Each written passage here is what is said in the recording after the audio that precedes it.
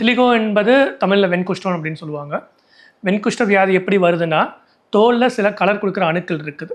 அந்த அணுக்களின் எண்ணிக்கை கம்மியாகிறதுனால அந்த வெண்குஷ்ட வியாதி வருது.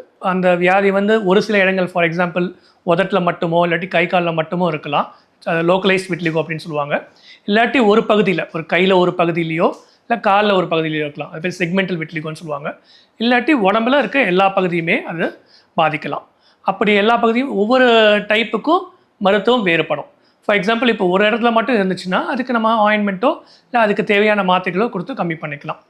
இப்போ ஒரு பகுதியில் மட்டும் இருக்குது இல்லாட்டி உடம்பு ஃபுல்லாக இருக்குதுன்னா ஆயின்மெண்ட் மாதிரி மருத்துவங்கள் கொடுக்க ரொம்ப சிரமமாக இருக்கும்.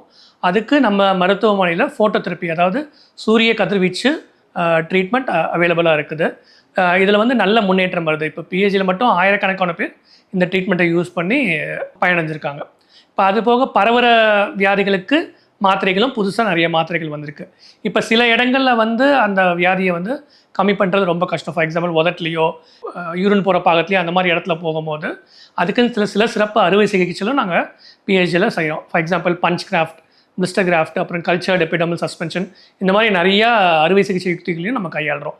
ஸோ விட்டிலிகோ முன்னாடி நம்ம நினைக்கிற மாதிரி ஒரு கஷ்டமான வியாதிகளை குணப்படுத்துறதுக்கு இப்போ இருக்க லேட்டஸ்ட் மருத்துவ யுக்திகளை வச்சு நம்ம நல்லா சாட்டிஸ்ஃபேக்டரியாகவே இம்ப்ரூவ்மெண்ட் கொடுக்கலாம்.